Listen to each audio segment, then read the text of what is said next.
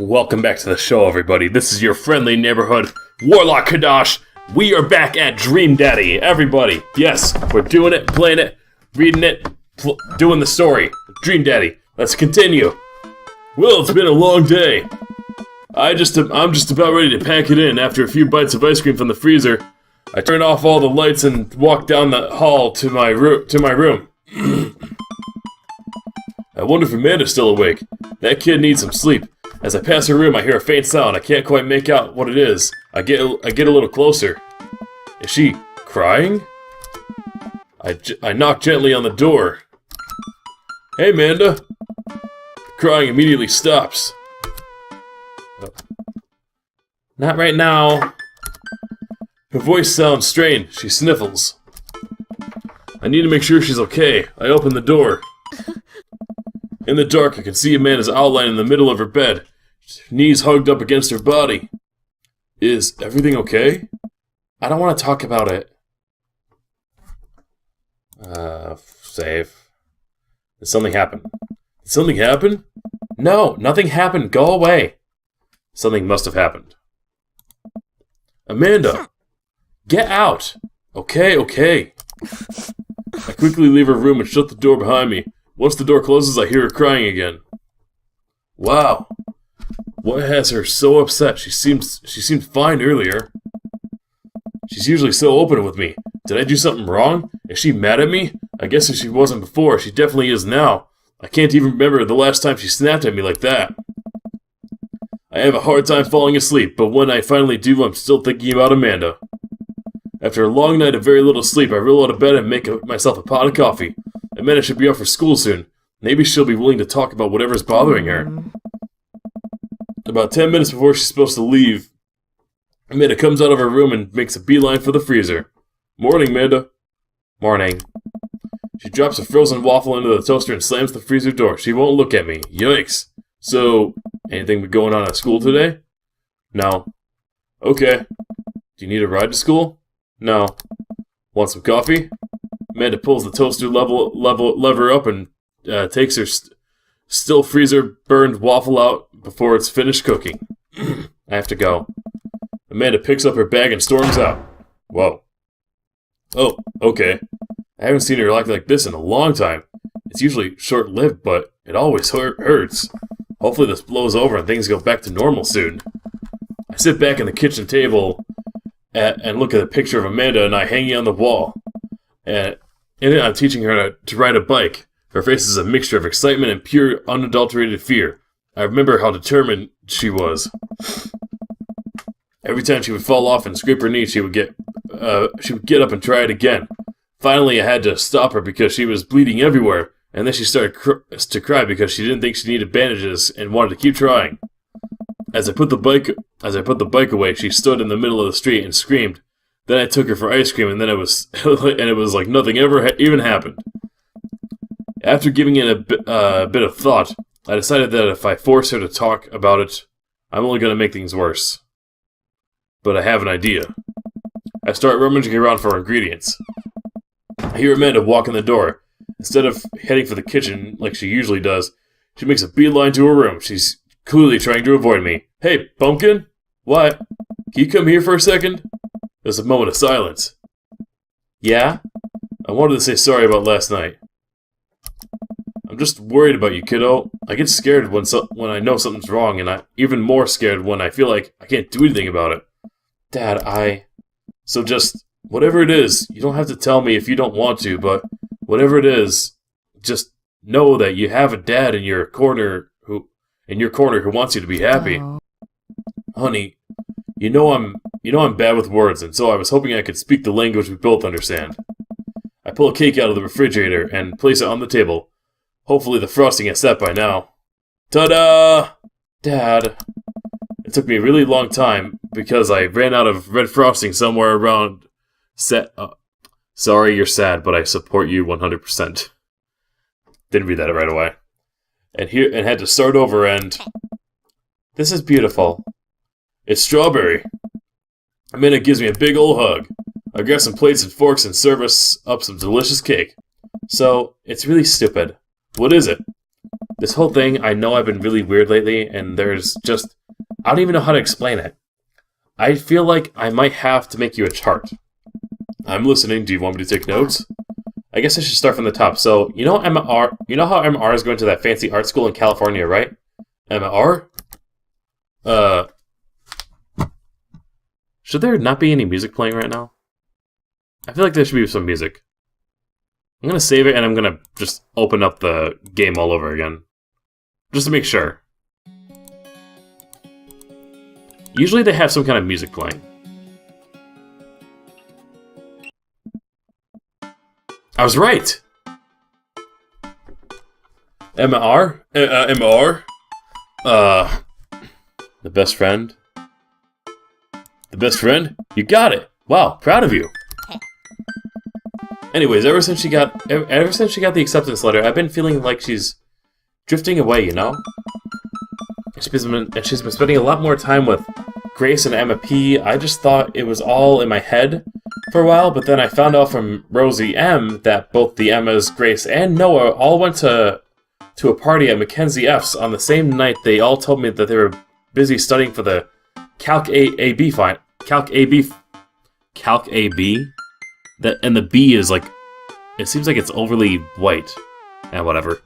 Calc AB final. That might just be my head. Yikes! So, another important piece of information is, God, this is embarrassing. I, have a crush on Noah. And,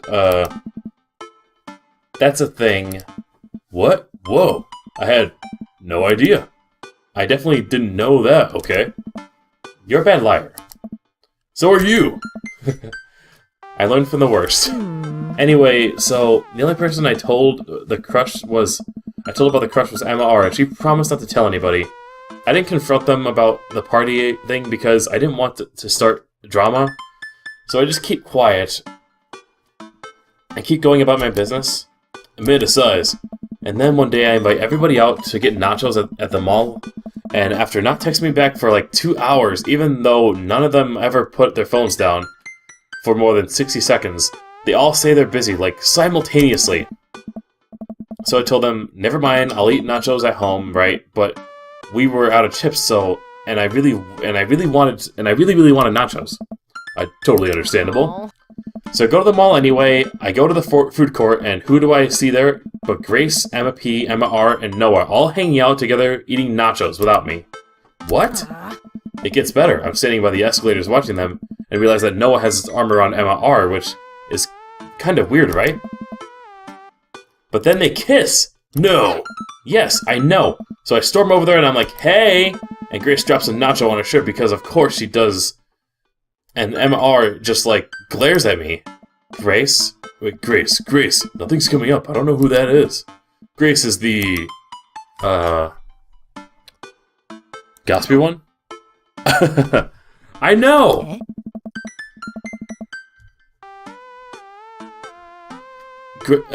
Grace is the one nobody likes, or I guess that's me now. But anyway, nobody will say anything, and I'm just like, you guys suck, and which I realize is not the most eloquent thing to say, but I was very angry and really embarrassed, and I just wanted to get out of there. So I left, without nachos, I might add, which only further contributes to the shitty day, and immediately drafted a super long text to the group chat asking them why they've been so weird. And I wrote another one to Emma R asking how long the Noah thing has been going on, and... Sorry, I know that's a lot. You still following? No, I have no idea. What did Emma R say?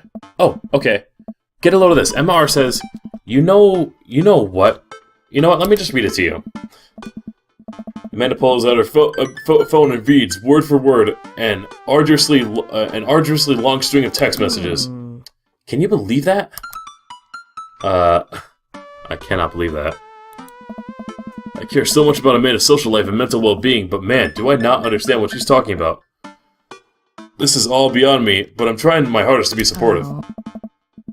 They were dating in secret for like months.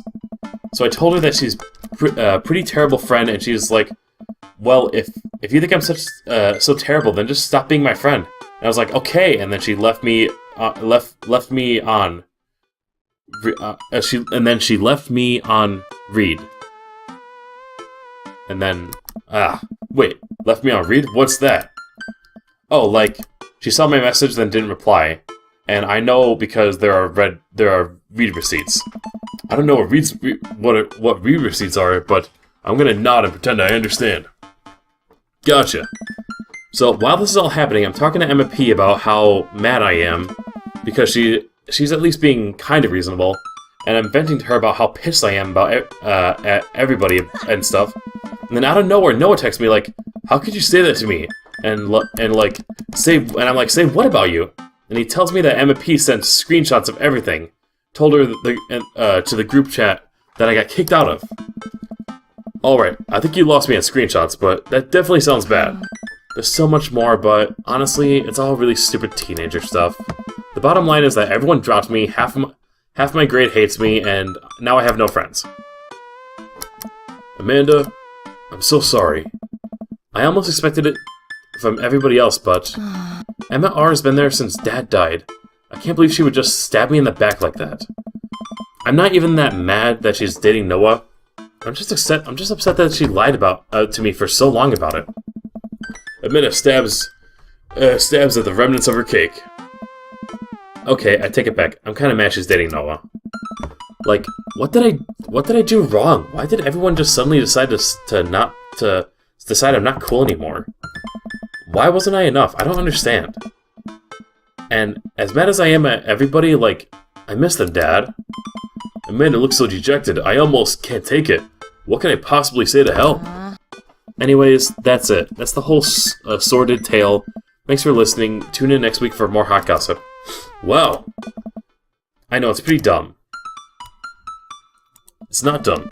No, it's a stupid thing to be upset over. Amanda, your feelings are real. Don't ever be mad at yourself for having feelings. I guess. Unless you've secretly been a robot who's been approximating human feelings this whole time. Dad, if I was a robot, I would have transformed into a monster truck a long time ago. But seriously, I know you probably don't want advice, but I feel like it's my duty as a dad to bestow upon you a few nuggets of fatherly wisdom.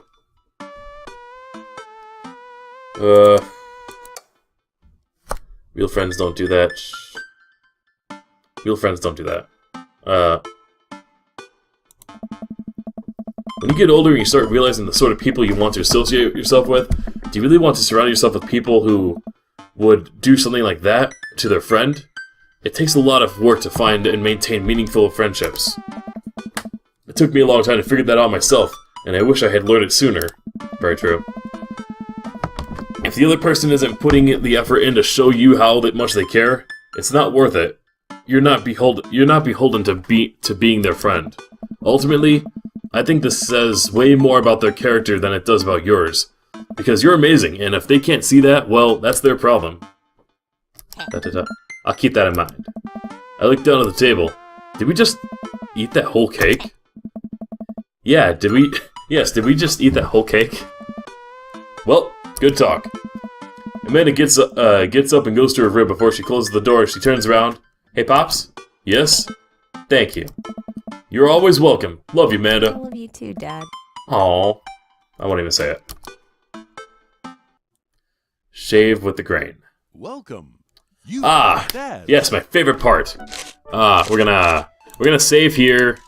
We're gonna continue this next episode. We're gonna get our third heart with Matt.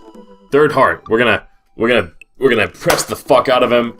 We're gonna maybe get it on. We'll see. Have a good one, everybody.